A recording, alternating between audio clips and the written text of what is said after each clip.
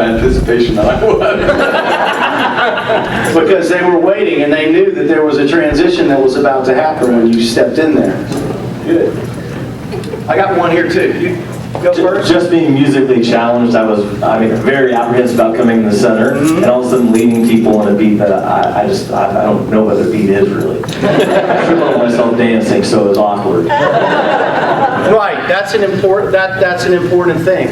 And when you have an inner circle, it wasn't really that important that you knew where the beat was, because they did. They knew where the beat was. They knew what you meant. So it wasn't important that you were able to mark the time. And you came in and you kind of were in a different place, but you made the change and they had your back, you know. That's why there's, you know, an inner circle, and that's why we lay those foundations in the beginning. You know, they knew where the one was. They knew where to come in. You just had to facilitate it. Great. It's just that it was easier being number 5 than number 1. And coming in was pretty comfortable. I knew what I was going to do because they were quiet, or they were quiet. I had to get in play. It was pretty cut forward. It wasn't. Do you realize how many people screw that up? A lot of people screw that up. I'm like, how can you screw that up? All you have to do is come into the center and start the group again. And some people come in and they get the deer in the headlights and they say, wow, this is really cool. I really like this. This is nice. And then they forget what they were in here for, you know. And then they do something that was totally not on the card. And yeah. So this is, you know, it's cliche, but it's so true. The things that are easy to do are also easy what? Not to do. Right. Sometimes the simple concepts we forget. We forget to keep it simple, you know, and we make things more complicated than they are sometimes. Any more? I kind of have a newfound... You did a great job, by the way. Fantastic. With any kind of a handicap, because I actually didn't hear the music louder. I heard it softer because I was more afraid of falling than I was worried about the music. So, and the other thing, I thought I wouldn't have to talk, but because I couldn't turn, I had to talk. So I thought I could have done it without, but it's a different perspective. Is there anybody that was in the center that felt like that you could have talked less and still made the change? Or was it important for you to be verbal? Yeah, I could have talked less for that. Yeah, all I could have done is just give an account of fingers and then a cue for everybody to come in. Right.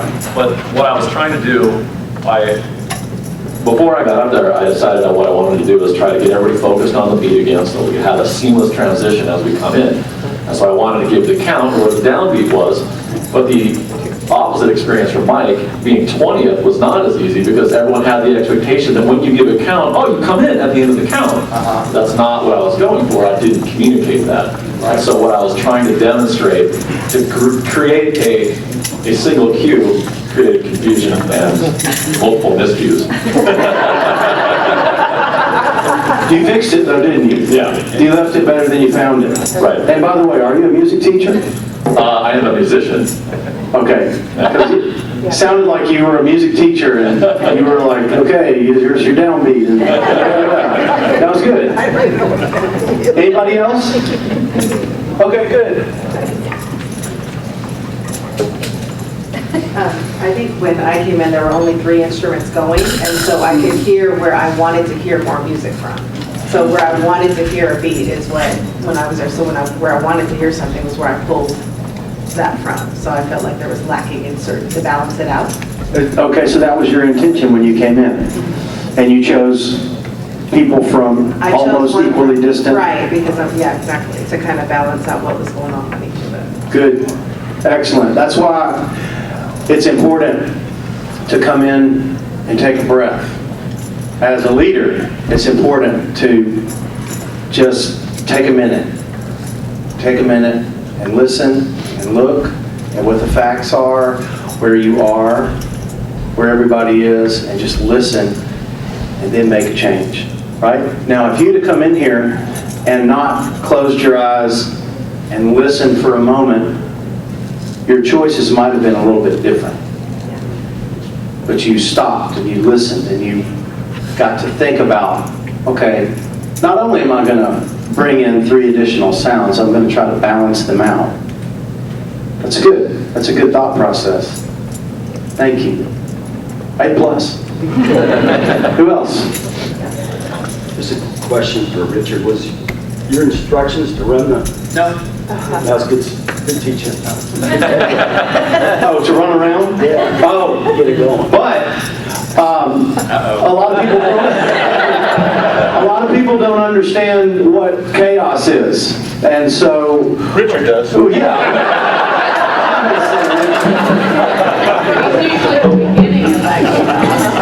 So they'll just start the group back and they'll be playing music. And there's a big difference between chaos and music, or noise and music. And you did a great job of, you weren't asking them to play something in particular, you were asking them to go into chaos. Like faster, faster, faster. And there's a lot of people that they don't communicate that. And if you hadn't used your body language, we wouldn't have known.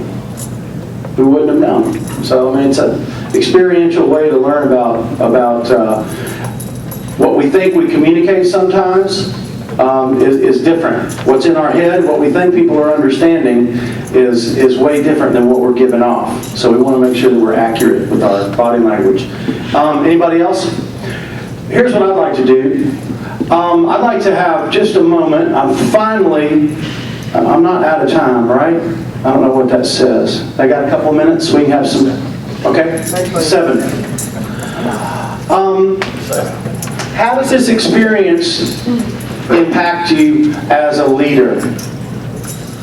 I want to know how this experience can apply to your life when you leave this building today. How did it affect you? And please don't say, I learned that I didn't have any rhythm. Because that's a lie.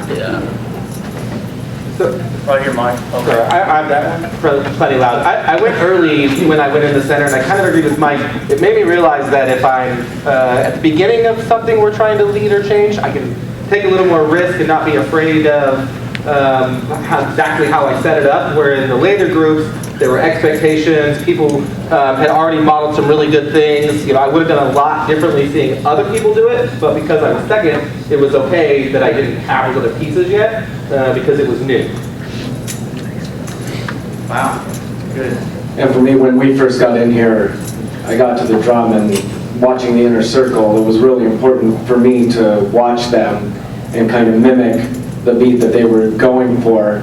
And then it was just a lot of fun and to try to venture out and create my own rhythm with that. And it's kind of like when I started over at a new school that, I'm trying to change the rhythm there and have to recognize that there's some people who have certain expectations with the constant beat, and they've been used to a certain beat, and now I'm going to be changing it up, so I have to be prepared for some of that chaos that Richard imparted upon us. That's golden right there, and I'll tell you why. You also have to have a good sense of the tempo when you go into a new situation. You go into a new school, there's a tempo there. And if you go in and you try to take that tempo somewhere where they're not ready to go, that's not a good thing. You get shut out, you get shut down, right? So it's important to listen, find out where that tempo is, and start at that point, And the same way goes for moving too slow with things or trying to take a group somewhere that they're not ready to go. That was a great point.